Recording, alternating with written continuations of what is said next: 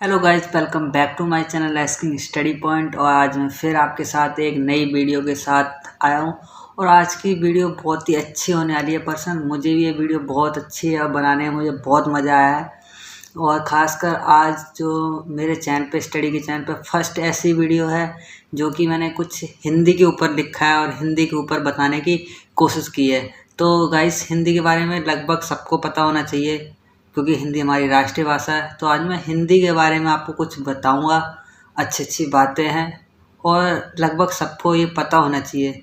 तो ज़्यादा समय ना गवाते हुए अपनी वीडियो पे चलते हैं। और गाइस, अगर अभी तक आपने मेरे चैनल को सब्सक्राइब नहीं करा है तो प्लीज़ जल्दी से जल्दी जाइए और मेरे चैनल को सब्सक्राइब करिए। और ये जो आपको बेल आइकन दिख रहा है ना, इसको दबाना ना भूलें। इससे क्या होगा, मेरी वीडियो जो आएगी ना, उनकी अपडेट सबसे पहले आपको मिलेगी और आप उसका लाभ उठा सकेंगे। और आप गाइस अभी मुझे इंस्टा पर भी फॉलो कर सकते हैं। यहाँ पे आपको यहाँ कहीं पे भी इंस्टा नेम दिख जाएगा, आप वहाँ पे जाके आईडी सर्च कर सकते हैं और वहाँ पे मुझसे बातें कर सकते हैं। जो भी आपके पर्सन है वो मुझसे पूछ सकते हैं।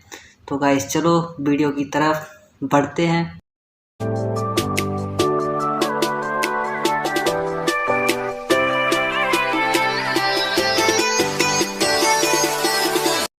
आज की वीडियो में आपको बताने वाला हूँ भाषा, बोली और लिपि, व्याकरण। ओके, तो भाषा के बारे में पहले मैं आपको बताता हूँ। प्राचीन काल में मानव अपनी बात को एक दूसरे को समझाने के लिए इशारों या संकेतों का सहारा लेता था। तो गाइस, पहले ज़माने में लोग जो बातें करते थे वो या तो इशारा से करते थे या किसी संकेत के द्वारा एक दूसरे को बातें समझाते थे या पहुँचाते थे। ओके, इशारों और संकेतों के द्वारा अपनी बातों को एक दूसरे तक पहुंचाने के इस व्यवसाय को ही सांकेतिक भाषा कहा जाता है। तो गाइस, ये परिभाषा आपको याद रखनी है क्योंकि बहुत बार हिंदी में पूछ लिया जाता है कि सांकेतिक भाषा किसे कहते हैं। तो आप इस सबको याद कर सकते हैं कि सांकेतिक भाषा किसे कहते हैं। ओके, आगे चलते हैं। संकेतों द्वारा किसी को बुलाना, भेजना या किसी से कुछ मांगना या मना करना आदि बातें जो एक दूसरे तक पहुंचा सकते हैं, उसमें हम किस चीज़ का यूज़ करते हैं? भाषा का। किसका? सांकेतिक भाषा के द्वारा कर सकते थे।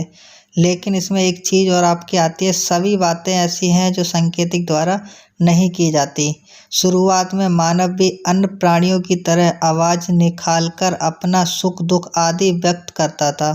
ओके, उसके बाद जैसे जैसे मानव की बुद्धि का विकास हुआ, वैसे वैसे उसने अपने आसपास की चीज़ों पर सोचना समझना शुरू कर दिया, जैसे उनके दिमाग आया। उसके बाद आगे क्या हुआ? एक बार मानव के झुंड ने धरती पर गिरे पेड़ों के पत्तों को ध्यान से देखा। उन पत्तों पे अलग अलग प्राकृतिक निशान थे। ये अलग अलग चिन्ह थे जिनसे कि उन्होंने आवाज़ निश्चित की। अब मानव इन निशानों को पहचान कर उनकी ध्वनि भी निकालने लगा। धीरे धीरे वह उन निशानों के पत्तों को बनाकर एक दूसरे से पहुंचाने लगा, जिससे कि क्या हुआ, उन्होंने लिखने का आविष्कार कर लिया एक तरीके का। इस प्रकार मानव सुनकर, बोलकर, पढ़कर या लिखकर अपने विचारों को एक दूसरे तक पहुंचाने लगा। विचारों का आदान प्रदान, यही साधन भाषा कहलाता है। ये आपकी परिभाषा हो गई। और एक लाइन में अगर आपको परिभाषा लिखनी तो ऐसे लिख सकते हैं, भाषा का वह साधन जिसके माध्यम से मनुष्य सुनकर, बोलकर, पढ़कर, लिखकर अपने भाव आदान प्रदान करता है, उसे भाषा कहते हैं। भाषा के दो रूप होते हैं, मौखिक और लेखिक। इन दोनों को हम आगे करीबी से पढ़ेंगे, तो ध्यान से देखना है ना। मौखिक रूप जो आपका है, भाषा का वह रूप जिसमें बोलकर या सुनकर विचारों का आदान प्रदान किया जा सके, उसे भाषा का मौखिक रूप कह सकते हैं। इसमें हम अपने मुंह से बोलते हैं या किसी दूसरे की बात सुनते हैं। उसी का दूसरा विकृत है लेखिक रूप। भाषा का वह रूप जिसमें लिखकर विचारों का आदान प्रदान किया जाए, उसे भाषा का लिखित रूप कहते हैं। ओके गाइस, समझ में आया? ये दोनों है। एक तो है जो मुंह से बोली जाती है, उसे मौखिक कहते हैं। जिसे लिखते हैं, जो कि पत्तों से सीखी थी उसकी प्राकृतिक लाइनों से, उसे कहते हैं लिखित भाषा। आगे बढ़ते हैं। मातृभाषा। मातृभाषा ये बहुत बार पूछ ली जाती है। अपने बहुत से लोगों ने अलग अलग भाषाओं की बात करते सुना होगा। बंगाल का बच्चा बंगाली बोलता है, तमिल का बच्चा तमिल बोलता है और गुजराती का बच्चा गुजराती बोलता है। तो ऐसे ही करके अपने परिवार के सदस्य द्वारा भाषा बोली जाती है, उसे हम सबसे पहले सीखते हैं। यही हमारी मातृभाषा कहलाती है। छोटी सी बात है कि जो हम अपने परिवार से सीखते हैं वही हमारी मातृभाषा कहलाती है। अतः मातृभाषा की परिभाषा दें तो वह भाषा जो परिवार के अन्य सदस्यों द्वारा सीखी बोली जाती है उसे हम क्या कहते हैं, मातृभाषा, जो कि हमें कहीं स्कूल से नहीं सीखनी पड़ती है, हम घर से सीख लेते हैं। अब भाषा आपकी ख़त्म हो गई, उसके बाद आती है बोली।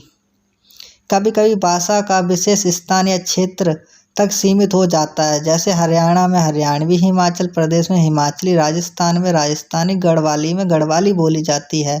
ये क्या है, एक भाषा विशेष स्थान तक ही सीमित है, ये पूरी जगह नहीं बोली जाती।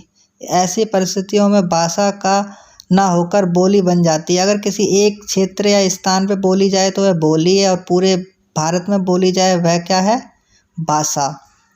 चलो आगे बढ़ते हैं। अतः बोली भाषा का वह सीमित रूप है जो क्षेत्र या स्थान में बोली जाती है, जो कि अभी मैंने आपको बताया। आगे बढ़ते हैं। भाषा और बोली में अंतर क्या है, तो अंतर भी आपको बताते हैं। भाषा का क्षेत्र विकसित होता है, भाषा का प्रयोग सरकारी कामकाज में नहीं किया जाता। ओके, ये कहने का मतलब है भाषा का क्षेत्र बहुत विकसित मतलब बड़ा होता है और इसमें सरकारी कामकाज में उपयोग किया जाता है। अब बोली इसी के विपरीत है। बोली एक सीमित क्षेत्र में बोली जाती है और सरकारी कामकाज में काम नहीं आती। ओके गाइस, आगे चलते हैं। लिपि। लिपि हमारी क्या है, अलग अलग भाषाओं को लिखने का कोई ना कोई ढंग होता है, इसलिए भाषा को लिखित रूप देने के लिए कोई ना कोई चिन्ह निश्चित किया गया है, जिसे हम क्या कहते हैं, लिपि। लिपि हमारी वो है कि कोई भी जैसे एक चित्र हमें दिया गया, उदाहरण के लिए जैसे हम हिंदी पढ़ते हैं तो उसमें हम का, खा, गा ये सब पढ़ते हैं, या 1 2 3 पढ़ते हैं तो 1 2 3 4, या इंग्लिश पढ़ते हैं तो ABCD। अतः भाषा को लिखित रूप देने के लिए एक निश्चित कोई ना कोई चिन्ह बनाया गया है, उसे हम क्या कहते हैं, लिपि। तो आशा करता हूँ आपको लिपि समझ में आ गई होगी। आगे इसके बारे में कुछ और जानते हैं। अलग अलग भाषाओं की लिपियाँ अलग अलग होती हैं। कुछ भाषाओं की लिपियाँ मैंने नीचे दिखाई हैं, तो इसमें मैं आपको बताऊँगा। जैसे कि हिंदी की देवनागरिक, उसके बाद आपकी अंग्रेजी, उसकी होती है रोमन, उसके बाद उर्दू की आपकी होती है फ़ारसी, पंजाबी की होती है गुरमुखी, उसके बाद मराठी की भी आपकी देवनागरिक है और जर्मनी की है रोमन। अब आपको बताएंगे हिंदी का महत्व, तो ये सबको पता होना चाहिए। संसार में अलग अलग देशों में अलग अलग भाषाएं बोली जाती हैं। भाषा में अनेक राज्य और प्रत्येक राज्य अपनी भाषा, परंतु फिर भी हिंदी हमारे देश की प्रमुख भाषा। हिंदी हरियाणा, हिमाचल प्रदेश, उत्तराखंड इत्यादि में जो हिंदी है उसे मातृभाषा के रूप में प्रयोग किया जाता है। हिंदी हमारे ज़्यादातर जो राज्य हैं उनमें खासकर हिंदी ही बोली जाती है।